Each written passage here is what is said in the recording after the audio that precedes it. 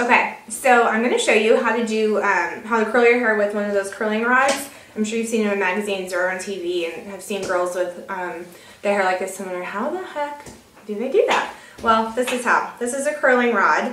The difference between this and a curling iron is it doesn't have the clamp that curling irons have. So instead of clamping the hair and turning the curling iron, you wrap your hair around this barrel instead, like this.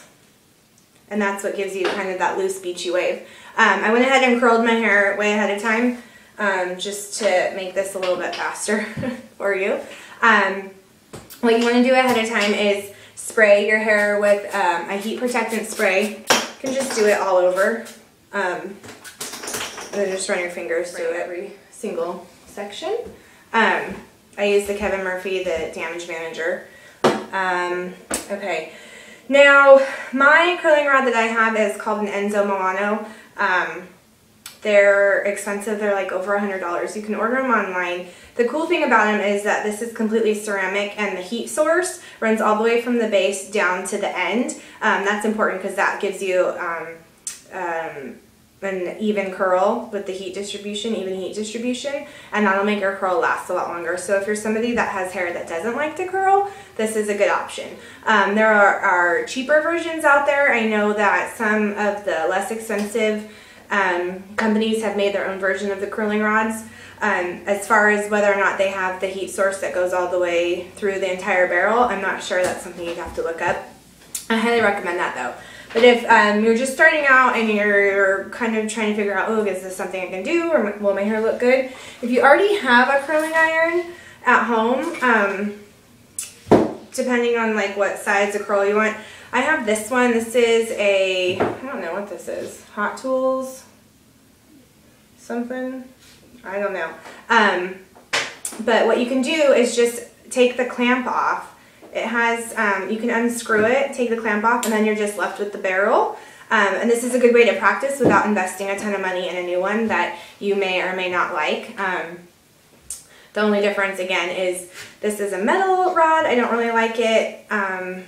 It's not the best for your hair, and then also the heat source won't run all the way through. But it's an option that is cheap, and then you can decide if it's something that you like, that you want to continue to do on a daily basis. Okay, so let me show you. You're going to want to section your hair like you do, like you did with the big barrel curling iron tutorial that I showed you earlier. So basically, you know, you want to go above the ears and straight back and clip it out of the way, just like that, and then split it down the middle. Now with these curling rods, you can take bigger sections, so it takes less time to do once you get it down, once you get really used to it. So I'll just show you, just so you can see how it's done. So you hold the barrel or the curling rod and the hand opposite of the side that you're going to curl. So you go behind your head. I know it looks kind of uncomfortable, but it's really not that bad. And you're going to rest this hand with the curling rod up against the back of your head. I'll show you. You can see it's just right here. It just makes it, it gives you a little bit of support. And then you're going to want to wrap the hair backwards away from you. And you want to make sure that you don't wrap the end completely around. You'll just burn yourself. And that's another thing. The more times you do it, the easier it'll get, but just be warned that you could get burned. A lot of the manufacturers will actually include a glove, a heat protectant glove that you can wear in this hand or whatever hand you're curling at the same time. Ellie. Anyways, because the first time you do it, you are going to get burned. Just so you know, I have lots of war wounds. Okay, so you leave it on for about 10 to 15 seconds, and then all you're going to do is let go of the end and pull up. And you can see how cool that looks. It's not a tight ringlet that you would get with a normal curling iron.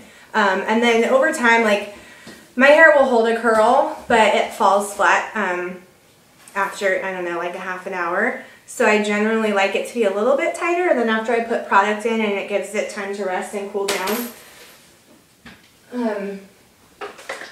it falls, and then that's why I like it. It looks good. So let's switch sides and I'll show you. Okay, I switched hands because I'm working on this side, so I'm doing the opposite hand, resting my hand up against the back of my head, And we're just gonna wrap. Wrap, wrap, wrap. And again, look, I have about an inch to 2 inches, 1.5 to 2 inches that I'm leaving out. And if you want to do curls that are just slight waves, like you would get at the day at the beach, you would leave probably more of the ends out. You're just concentrating on curling the midsection of your hair, and you would only leave it wrapped around the curling iron or the curling rod for like 5 to 10 seconds. Okay, and then let go and pull up. And that's basically it. Okay, I'm gonna fast forward. You basically do that all the way up till you get to the crown. Now, if you're somebody that doesn't like a whole lot of volume, like you don't want poofy hair. Whoa, Ellie. Baby alert. Okay.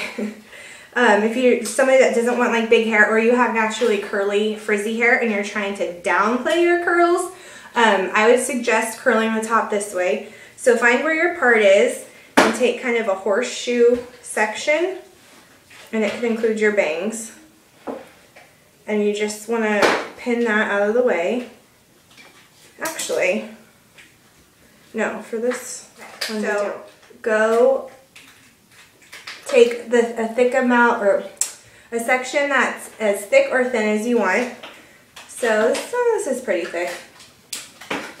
And I'm going to do the same thing up top, except this time I'm resting the rod, this part of it, on the top of my head.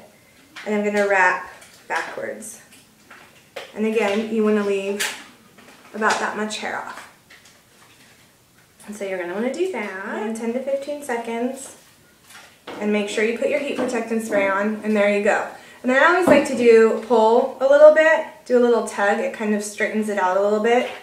And I'll show you up front here. These guys are a little more fragile, the hair that you have around your face. Oftentimes, it's finer in texture, and they tend to curl up a little bit more. So if you don't want to have like crazy frizzy curls in front, I would suggest holding it off your scalp a little bit more, wrapping, leaving the ends out, and you're just going to leave it there like for 7 seconds, 5 to 10 seconds, and then let go. And there you have it. Okay? Now, if you're someone like me who loves big hair, bigger the better, then this is what you're going to do. You're going to have your horseshoe parting, okay? And you're going to want to take your back section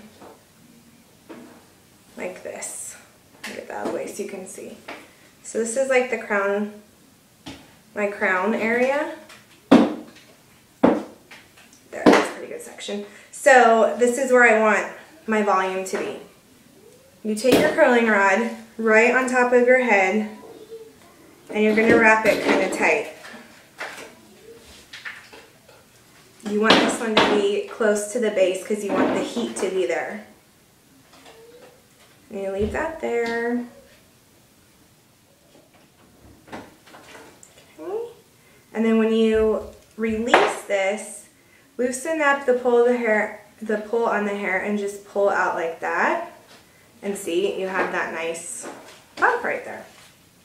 You do that all the way forward, and so when you get to the front, pretend that my bangs are long. And you can alternate what side you hold your curling rod in. I think that when I do it on top like this, it doesn't matter. I think I just make it go to one side no matter what. So again, it's basically resting on my head. It's getting as close to my scalp as possible without burning it.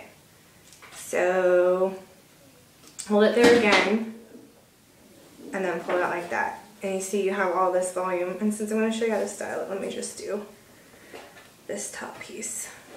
Okay, now I'm pulling, there's some pretty good tension on it, and it is right on top of my scalp.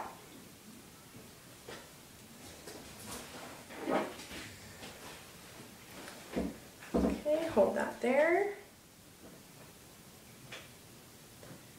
And then pull it out. See? You have that nice lift. Big hair. Okay, so then when you're going to style it, I just kind of rake my fingers through like that. See? Big volume. Big volume. And then a lot of times I'll flip my head upside down and I'll shake it out all over and then flip my head back up like that.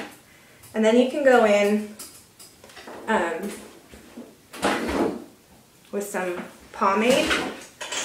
Grab my real I love Easy Rider from Kevin Murphy. It is the best pomade I think I've ever used. It's super lightweight. It tames the frizz and you don't feel like you have a ton of gunk in your hair. So just rub it in your hands. I use like a dime size, nickel size amount. Depends on, it's really personal preference. And so then you just rub it all the way through your hair. Just like that. And then do a little bit of scrunching.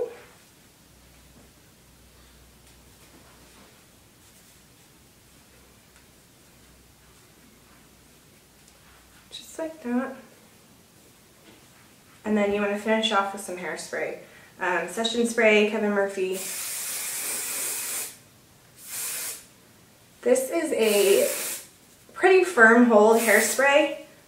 I love hairspray, especially when my hair is clean. I need something really strong. But you can use whatever hairspray you like, your personal preference. And that's it. There. This is perfect for going to the beach or going out. It's super versatile. Okay, hope you enjoyed it. I hope it's easy. If you have any questions, you know where to find me. Bye.